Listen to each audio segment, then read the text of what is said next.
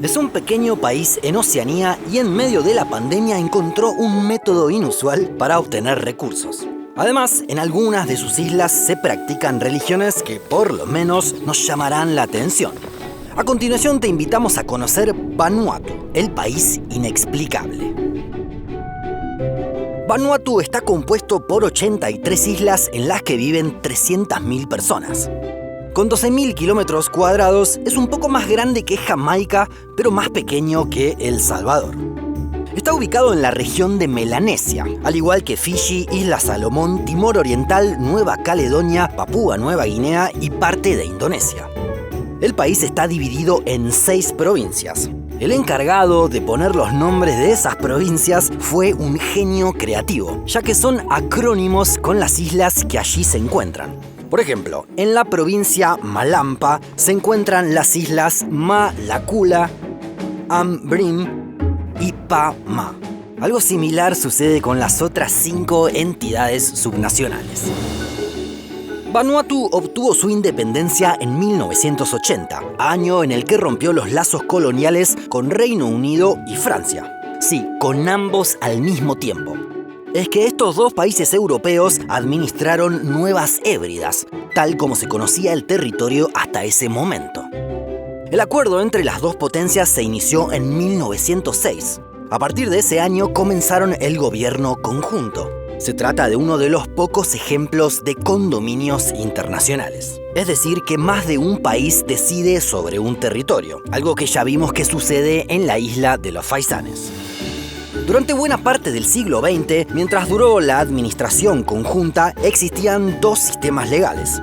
Los ciudadanos franceses se regían bajo esa ley y los británicos por la propia. Los habitantes podían elegir cualquiera de los 2 sistemas legales. También había una tercera corte de justicia que se encargaba de las cuestiones indígenas.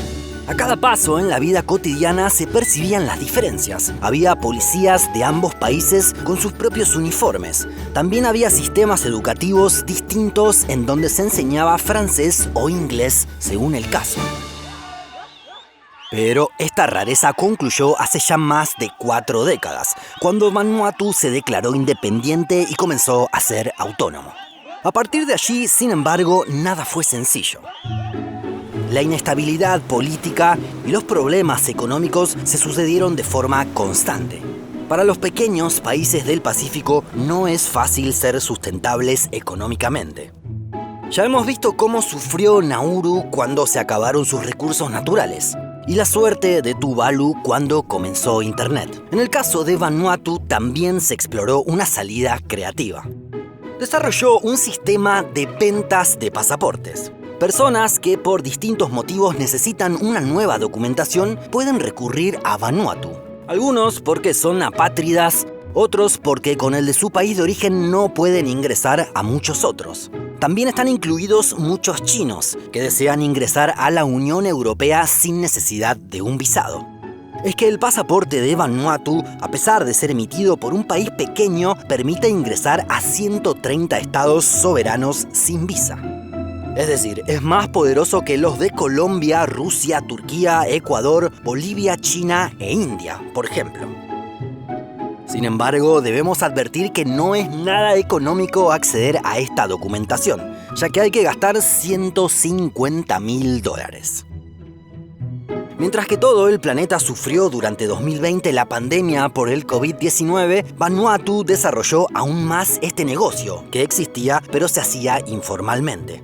Se sumaron más agencias internacionales que ofrecen el servicio fuera de Vanuatu, por lo que muchas de las personas que tienen el pasaporte jamás pisaron alguna de las islas.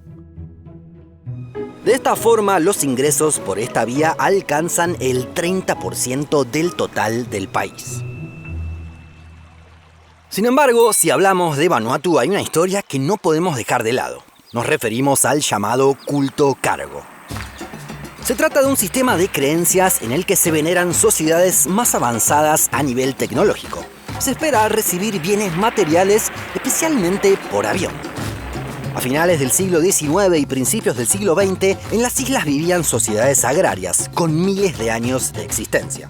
Con la llegada de europeos se produjo un gran choque cultural. Los locales desarrollaron historias mesiánicas que buscaban dar respuesta a lo que no lograban entender. Si bien en esa época comenzaron a desarrollarse estos cultos, con la Segunda Guerra Mundial se produjo su expansión. Primero llegaron fuerzas japonesas a las islas, y luego los estadounidenses tomaron la zona. La logística militar resultó muy llamativa para los locales. But one day the Aborigine descends from the inland mountains, and as he gets closer to the coast, he jumps hundreds of centuries in only a few days. The seed of the cargo cult, the cult of the cargo planes, is born in him. Pero sobre todo se sorprendieron con los instrumentos de comunicación, como radios y auriculares. Veían además que periódicamente llegaban cargamentos por avión con alimentos y bienes materiales que jamás habían visto. Los vanuatuenses creyeron que los dioses de los estadounidenses eran mejores que los de ellos. Claro, no los veían trabajar la tierra, pero recibían alimentos. A partir de allí comenzaron a imitarlos. Despejaron pistas para que puedan aterrizar los aviones. Hicieron réplicas de aeroplanos con paja y hasta copiaron los movimientos de los controladores aéreos. Al día de hoy, en la isla de Tanna sigue teniendo vigencia el culto a John Frum. Los seguidores de este credo crearon el ejército Tanna. No es un grupo violento, sino que copian los ejercicios militares de Estados Unidos e izan cada día la bandera de ese país. También en la isla Tanna existe otro culto muy llamativo. Es el movimiento Príncipe Felipe.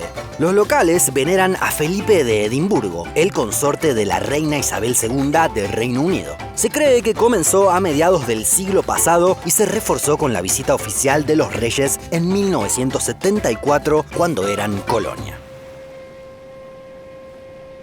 De nuevo, en la actualidad, quienes deseen visitar Vanuatu podrán disfrutar de increíbles playas, pero no solo eso. En la isla Pentecostés podrán ver lo que los locales llaman Nagol, una antigua tradición. And now at last the climax of the whole festival approached. This man, climbing the tower, will jump from the topmost platform.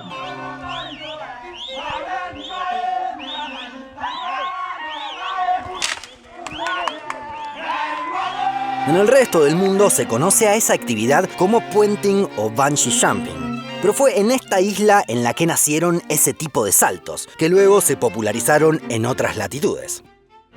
Por otro lado, el país ha sufrido varios desastres naturales, víctima tanto de terremotos como de ciclones. Pero por la actividad sísmica también se pueden visitar volcanes en erupción y ver imágenes como estas.